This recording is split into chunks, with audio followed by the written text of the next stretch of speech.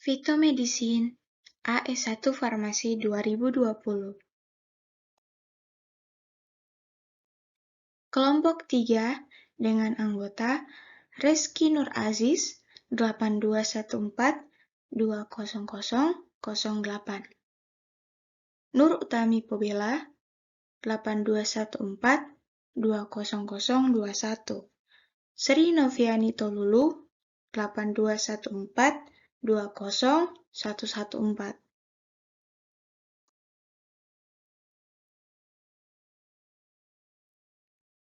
Adapun isi materi yang akan kami bawakan pada presentasi kali ini yaitu apa itu fitomedicine, apa itu faringitis, kombinasi 3 tanaman sebagai herbal, dan tujuan kombinasi. Apa itu fitomedicine? Fitomedicine atau yang kita kenal sebagai obat tradisional menurut World Health Organization 2008 adalah jumlah total dari pengetahuan, keterampilan, dan praktik berdasarkan teori, keyakinan, dan pengalaman adat budaya yang berbeda. Digunakan untuk menjaga kesehatan, serta mencegah, mendiagnosa, memperbaiki, atau mengobati penyakit fisik dan mental. Adapun penyakit yang akan kami bahas pada presentasi kali ini yaitu faringitis. Faringitis atau radang tenggorokan termasuk penyakit infeksi saluran pernapasan yang disebabkan oleh infeksi bakteri Streptococcus pyogenes. Bakteri ini adalah bakteri gram positif yang merupakan salah satu patogen yang banyak menginfeksi manusia. Ciri-ciri faringitis berupa nyeri atau sakit tenggorokan, gatal di tenggorokan, hingga demam. Faringitis yang terjadi berupa inflamasi yang menyebabkan nyeri, edema mukosa, mukosa kemerahan, batuk, hingga demam.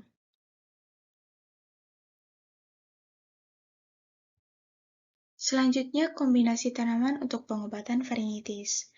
Adapun kombinasi tanaman yang kami gunakan untuk pengobatan faringitis, yang pertama ada kunyit atau curcuma longa.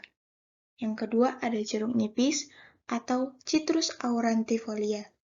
Dan yang terakhir ada kayu manis atau Cinnamomum burmani. Tanaman yang pertama ada kunyit. Beberapa tanaman obat diketahui memiliki khasiat sebagai antimikroba. Salah satunya ialah rimpang kunyit. Rimpang kunyit diketahui memiliki kandungan minyak atsiri dan kurkumin, sehingga dapat bermanfaat sebagai antibakteri, antivirus, antiprotozoa, antiinflamasi, antioksidan, dan antineoplasma. Kunyit dapat memudahkan proses pencernaan, memperbaiki perjalanan usus, antioksidan, antiinflamasi, antibakteri, antivirus, yang berfungsi meningkatkan imunitas.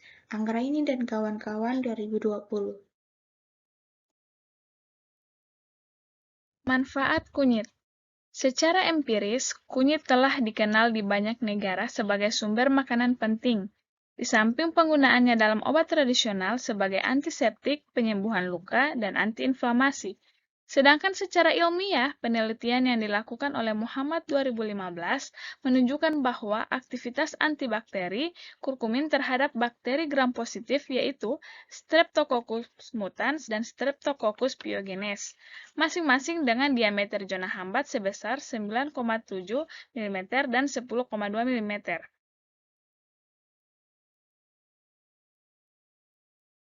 Kandungan kunyit. Kandungan kunyit itu sendiri terdapat antibakteri kurkumin terhadap bakteri gram positif, yaitu Streptococcus mutans. Selain itu, ada Streptococcus pyogenes, yang dimana masing-masing dengan diameter zona hambat sebesar 9,7 dan 10,2 mm.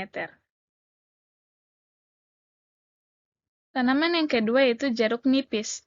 Masyarakat umum telah lama mengenal bahan tradisional yang digunakan untuk pengobatan.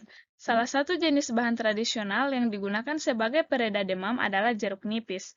Tanaman jeruk nipis berpotensi sebagai antipiretik dikarenakan mengandung flavonoid. Manfaat jeruk nipis. Secara empiris, umumnya buah jeruk nipis dimanfaatkan sebagai obat batuk dan sakit tenggorokan, influenza, sakit panas, sembelit, sesak napas, amandel, malaria, terlambat datang bulan hingga mengurangi rasa sakit pada saat datang bulan. Sedangkan secara ilmiah, menurut penelitian Hasanah 2017, ekstrak kulit buah jeruk nipis terbukti mempunyai aktivitas antimikroba terhadap bakteri Streptococcus pyogenes secara in vitro. Streptococcus pyogenes merupakan penyebab utama infeksi saluran nafas atas seperti faringitis. Kandungan senyawa jeruk nipis yaitu memiliki senyawa flavonoid, di mana flavonoid merupakan golongan senyawa polifenol terbesar yang memiliki aktivitas sebagai antioksidan dan antibakteri. Dan yang terakhir ada kayu manis. Pengembangan untuk terapi inflamasi sebagai alternatif salah satunya menggunakan senyawa antiinflamasi yang bertujuan untuk mencapai efek farmakologis yang tinggi dengan efek samping yang rendah.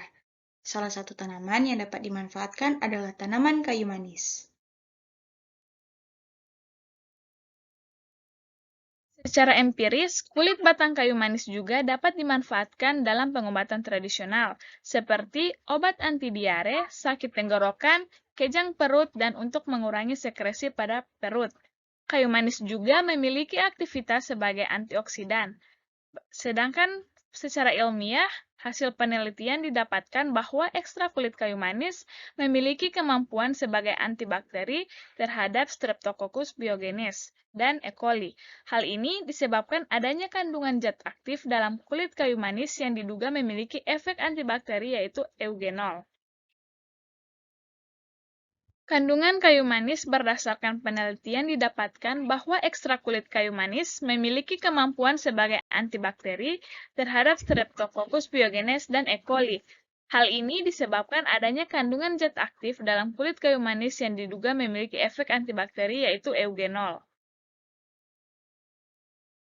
Mekanisme eugenol sebagai antibakteri yaitu dengan cara menembus bagian membran sitoplasma, kemudian mengganggu atau merusak kemampuan permeabilitas dinding sel bakteri.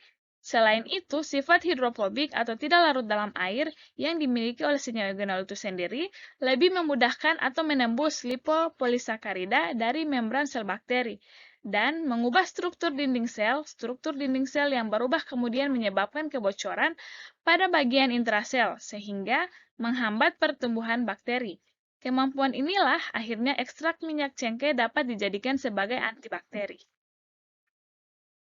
Tujuan dikombinasikan ketiga tanaman tersebut yaitu jeruk nipis, kunyit, dan kayu manis, di mana berdasarkan penelitian-penelitian yang telah ada sebelumnya, telah dikatakan bahwa jeruk nipis, kunyit, dan kayu manis memiliki daya penghambat terhadap bakteri Streptococcus pyogenes. Maka dari itu, kami mengkombinasikan beberapa tanaman ini agar dapat bertindak sebagai agen antibakteri ekstra untuk mengobati radang tenggorokan berupa mengobati batuk dan meningkatkan sistem kekebalan terhadap benda-benda asing atau faringitis.